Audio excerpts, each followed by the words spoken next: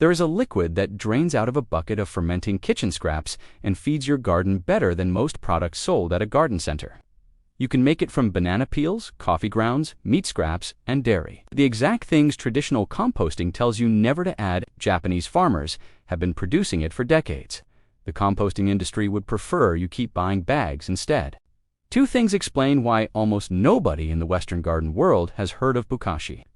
One involves what fermentation actually does to kitchen waste that composting never can. The other involves who benefits every time you throw away the meat scraps and dairy. That composting has told you to discard for your entire gardening life. By the end of this video, you will understand exactly what bokashi is, why the liquid it produces outperforms the finished compost you waited 6 months to make, and why a system that accepts every single thing your kitchen produces has been quietly used in Japan for decades. While Western gardeners were told to wait half a year and leave the meat and dairy out, the place to start is with what composting actually cannot do, because the limitation is more significant than most guides admit. Traditional composting works through aerobic decomposition. Oxygen-loving bacteria and fungi consume organic material, break it down over months, and produce a finished product that is genuinely valuable for soil health. The problem is not that composting fails to work. The problem is what it refuses to accept and how long it takes to accept the rest. Meat, fish, dairy, cooked food, oily scraps, traditional composting guidelines exclude all of it. Because in an aerobic pile, these materials attract pests, generate foul odors, and break down in ways that create problems rather than solving them. Most gardening guides are honest about this. They tell you clearly that meat and dairy go in the bin, not the pile. What they do not tell you is how large a fraction of a typical household's food waste falls into the excluded category. Roughly half of what the average kitchen produces cannot go into a traditional compost pile. The chicken carcass from Sunday dinner, the expired yogurt, the soft cheese that went bad, the fish bones, the leftover pasta and sauce, the bag of rice that stayed in the back of the cupboard too long, all of it goes into a landfill, where it generates methane as it breaks down anaerobically, in conditions nobody designed for soil improvement. The nutrients in those discarded materials, the calcium in the bones, the nitrogen in the protein, the potassium and magnesium that were in the food when it was grown, go into the bin and then into the ground somewhere else. Far from your garden, adding nothing to the soil you are trying to build, the result is that a typical household throws away roughly half of its food waste because composting cannot process it. The vegetable peels go in the pile. The chicken bones, the leftover rice, the expired yogurt, the coffee grounds soaked in milk. Those go in the bin. And with them go nutrients that the compost pile will never produce and your soil never receives. Bokashi does not have this problem. It does not have it because it uses an entirely different biological process. The word bokashi is Japanese, meaning roughly fermented organic matter. The system was developed and refined in Japan in the 1980s by a professor named Teruo Higa at the University of the Ryukyus in Okinawa, who had been studying the effects of mixed beneficial microorganism cultures on organic material and soil health. Higa found that specific combinations of lactic acid bacteria, yeasts, and phototrophic bacteria, when applied together to organic waste in sealed anaerobic conditions, produced outcomes that no single organism could achieve alone. The bacteria suppressed pathogenic organisms. The yeasts broke down complex organic compounds into simpler forms. The phototrophic bacteria synthesized compounds that enhanced soil biology when the fermented material was eventually applied to ground. He called this combination effective microorganisms, and the agricultural system built around applying them to food waste became bokashi, drawing on traditional East Asian fermentation knowledge that had been applied to agricultural waste for centuries.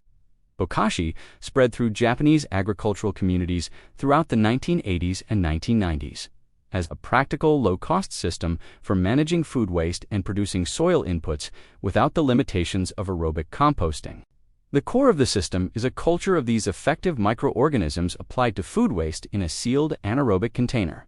Instead of decomposing through aerobic bacterial activity the way a compost pile does, bokashi ferments, the same family of biological processes that turns cabbage into sauerkraut and milk into yogurt, is put to work on your kitchen scraps, in a sealed bucket under your sink. Stay with me, Because what this difference means in practice is the part that should change how you think about every bucket of food waste you have ever thrown away. Fermentation does not require oxygen. It thrives in a sealed environment. It processes meat, dairy, fish, cooked food, and oily scraps not just as well as vegetable peels, but efficiently, without the odor or pest problems that aerobic decomposition creates with these materials. The sealed anaerobic bucket smells like something fermenting. A sour, slightly vinegary smell that is noticeable when you open the lid to add more scraps, but does not escape into your kitchen in any meaningful way. Outside the bucket, there is no smell, no pests, no turning required, no monitoring of carbon-to-nitrogen ratios, no need to calculate whether you have added too much green material and not enough brown. You add scraps, sprinkle bokashi bran, seal the lid, and leave it. This is the complete opposite of composting's demands. No pile to turn, no carbon-to-nitrogen ratio to calculate, no exclusion list of foods that cannot go in. The entire contents of your kitchen waste, including everything composting, has always told you to throw in the bin, goes into the bokashi bucket. Here is where conventional composting advice falls apart completely. NC State University Cooperative Extension published guidance on bokashi composting describing the system this way. Since bokashi begins breaking down food waste immediately through fermentation, it is much quicker than traditional composting. It handles all food scraps. The microbes in bokashi compost enrich the soil, improving its structure and helping suppress plant diseases. These microbes enhance nutrient availability for plants, leading to healthier growth. That last sentence is the one the composting industry has no interest in emphasizing. The beneficial microorganisms that survive the fermentation process and enter your soil when you apply bokashi are not present in a bag of finished compost from a garden center. They cannot be. Bagged compost has been processed, dried, and packaged, and the living microbial community that makes fresh, actively fermenting organic material so valuable to soil biology cannot survive that treatment. Think about what that means every time you open a bag of garden compost. The label might list nitrogen, phosphorus, and potassium percentages. It might mention organic matter content. What it will not list is microbial activity, because there is none in any meaningful quantity.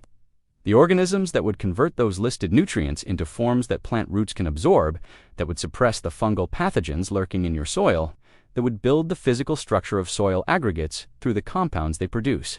Those organisms died somewhere between the processing facility and your garden center shelf. What you are buying in a bag is a dead substrate.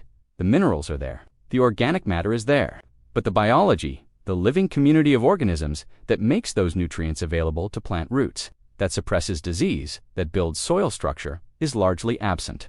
Bokashi tea, the liquid that drains from the fermenting bucket, carries that biology directly into your soil, while it is still active, alive, and ready to establish itself in the environment around your plant roots. Now here is exactly what comes out of the bucket and why it feeds your garden faster than anything else. The bokashi tea is the liquid that accumulates at the bottom of the fermentation bucket. As the scraps release moisture and the fermentation process drives liquid out of the organic material, it collects in a reservoir at the base of the bucket and is drained off every few days through a tap. The liquid that comes out is extremely concentrated, so concentrated that it cannot be applied directly to soil or plant roots without burning them. Dilute it 1 part tea to 100 parts water. At that dilution, it becomes a liquid feed that, according to the NC State Extension Guide, is packed with nutrients and beneficial microorganisms. Pour it around the base of plants, not directly on leaves, and water it in lightly if the soil is dry. Some gardeners also use very dilute bokashi tea, a further 10-to-1 dilution of the already diluted material, poured down drains to inoculate home plumbing with beneficial bacteria that suppress the odor-causing organisms that accumulate in pipes. Within days, the soil biology in the area around your plant roots measurably changes. The microbes from the bokashi culture establish themselves. They begin converting the organic matter already present into forms plant roots can absorb. They begin suppressing fungal pathogens that damage root systems. They begin producing the compounds that improve soil structure over the months and seasons that follow. A single fermentation cycle takes approximately 2 weeks from first scrap to full bucket. Compare that to traditional composting, which takes a minimum of 3 to 6 months to produce finished material. and which, for the home gardener, without a large pile, regular turning, and the right balance of materials, can easily stretch to a year or longer without producing anything worth putting on a garden bed. 2 weeks versus 6 months is not a marginal improvement. It is a fundamentally different relationship between your kitchen waste and your garden. The solid material that remains after the tea has been drained is not finished compost. This is a distinction that matters, and one that confuses most people when they first encounter bokashi. The fermented bokashi material still contains recognizable food scraps, just acidified and predigested by the fermentation process. The chicken bones still look like chicken bones. The coffee grounds are still brown. It smells sour. It looks, at first glance, like it has not done anything useful. It has. The fermentation process has already broken down the complex molecular structures that make organic material resistant to rapid decomposition. What remains needs only to contact soil bacteria to collapse entirely within weeks. Bury it in a trench in an unused garden bed, cover it with at least 4 inches of soil to prevent any surface smell or pest attraction, and leave it for 2 to 4 weeks. What you find when you return is soil that is noticeably darker, looser, and more biologically active than the soil around it. The rapid breakdown of pre-fermented material floods the immediate area with nutrients and living microbial activity that earthworms find immediately attractive. You will often find far more worm activity in a bokashi burial site within days of application than in surrounding soil that has not received any organic input. So why has this system, which accepts everything, finishes in 2 weeks, produces a liquid fertilizer that carries living biology, and generates a solid pre-compost that breaks down in days rather than months, remained almost entirely unknown to Western gardeners, while traditional composting has generated an entire retail industry around bags, bins, tumblers, and activators? The honest answer involves 2 things. The first is simple geography. Bokashi developed within the Japanese agricultural system during a period when the flow of agricultural innovation from Asia to the West was limited. Western countries had well-established composting traditions, well-funded extension services promoting those traditions, and no particular mechanism by which a Japanese fermentation system would naturally reach a gardener in Ohio or Scotland without being actively promoted. Nobody had a financial reason to cross that gap. The second is that bokashi does not generate a product the industry can sell repeatedly. The effective microorganism culture that makes bokashi work is available as bokashi bran, a carrier medium inoculated with the microbial culture, and this does need to be purchased. But the volume required per bucket is small. A single bag lasts many cycles, and the system is otherwise entirely self-contained. You need a bucket with a tight lid and a drainage tap at the bottom. You need bokashi bran. You need your kitchen scraps. The system produces everything else it needs from the material you put into it. Traditional composting, by contrast, has created enormous market opportunities. Compost bins, tumblers that promise faster results, carbon additives, nitrogen additives, compost accelerators, finished bagged compost for when the pile is not ready in time for planting season, liquid compost tea brewers, inoculant packets to restart a slow pile. None of these products is necessary if you are using bokashi. The entire product category exists because the traditional method is slow, restrictive, and frequently unsuccessful enough that gardeners keep buying solutions to the problems it creates. Bokashi removes the problems, and an industry built on selling solutions to problems does not have a strong incentive to promote a system that eliminates the need for most of what it sells. The system is not difficult. A standard bokashi bucket is about 5 gallons, fits under a kitchen sink, and handles the waste of an average household without difficulty. Add your scraps daily, or as they accumulate. Chop larger items into smaller pieces. If you have time, smaller pieces ferment faster and drain more liquid. But this is a preference rather than a requirement. Sprinkle a small amount of bokashi bran after each addition of scraps, roughly 1 to 2 tablespoons per layer. Seal the lid and leave it. Press the material down before sealing to minimize air pockets.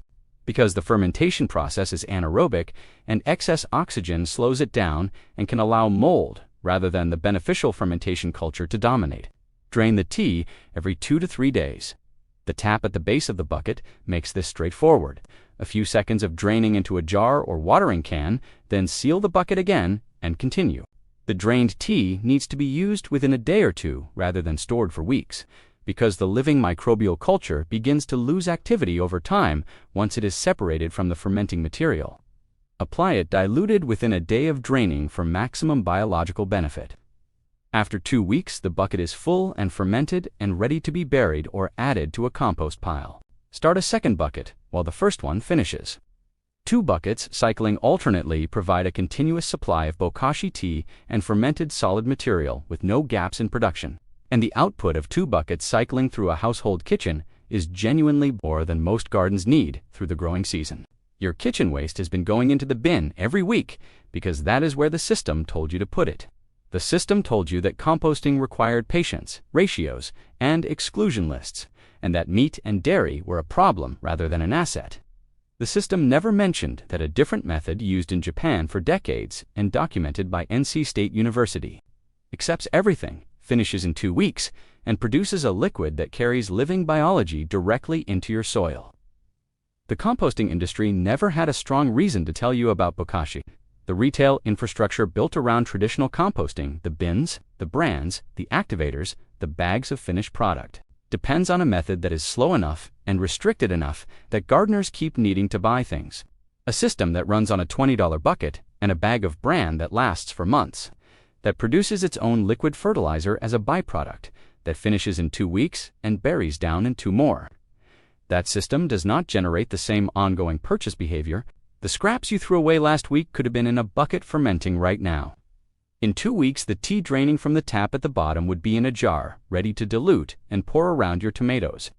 In 4 weeks, the solid material buried in your garden bed would already be unrecognizable, broken down into dark soil that earthworms are moving through in numbers you have never seen in that spot before.